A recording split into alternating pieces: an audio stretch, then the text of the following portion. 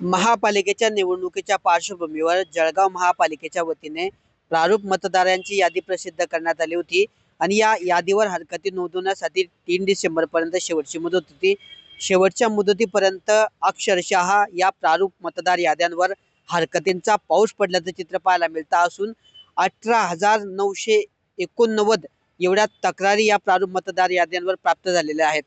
जळगाव महापालिकेने प्रारूप मतदार यादी प्रसिद्ध केली होती आणि त्या प्रारूप मतदार यादींवर जे आहे हरकती मागवल्या होत्या।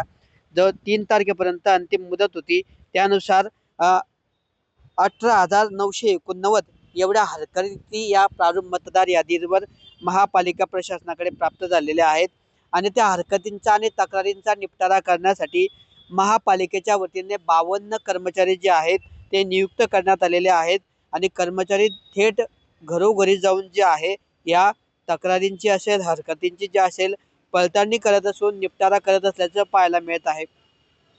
या प्रारूप मतदार यादींच्या पार्श्वभूमीवर जे आहे मोठ्या हरकतींचा पाऊस पडल्यानंतर महापालिकेच्या अधिकाऱ्यांची या ठिकाणी बैठक झाली होती आणि यादीतील त्रुटींची संख्या मोठी असल्यामुळे प्रशासनावर कामाचा प्रचंड ताण या ठिकाणी आला असून हरकती वेळेत निकाली काढता याव्यात यासाठी जवळपास 52 जणांची पथक या ठिकाणी या तक्रारींचा निपटारा करण्यासाठी आपल्याला महापालिकेने नियुक्त केलेले आहे।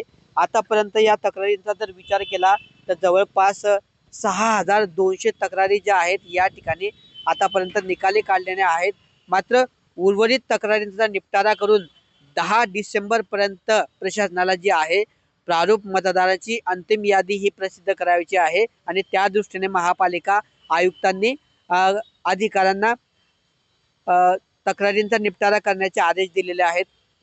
एकंदरीतच या तक्रारींचं मोठं प्रमाण असल्यामुळे आता 10 डिसेंबरपर्यंत या तक्रारी निपटारे निघतात का आणि 10 डिसेंबरला अंतिम प्रारूप यादी प्रसिद्ध होते का हे मोठं आव्हान जे आहे महापालिका प्रशासनासमोर असणार आहे। मात्र या प्रारूप मतदार यादींमधला जो आहे मोठ्या प्रमाणावर तक्रारी झाल्यामुळे त्रुटी आणि मोठा घोळ या प्रारूप मतदार यादींमधला या निमित्ताने समोर आलेला आहे।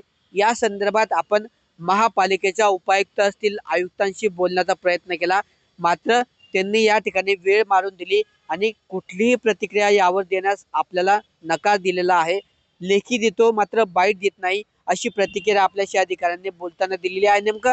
त्यामुळे नेमका मतदार याद्यांमधला नेमका घोळ काय आहे आणि हा त्रुट्या काय आहेत या आपल्याला माहिती मिळू शकलेली नाही। मात्र आता 10 डिसेंबरपर्यंतची जी आहे अंतिम प्रारूप मतदार यादी प्रसिद्ध करण्याचं मोठं आव्हान जे आहे महापालिका आयुक्तांसमोर या निमित्ताने असणार आहे। कॅमेरा पर्सन चेतन शिंदेसह किशोर पाटील, TV9 मराठी, जळगाव।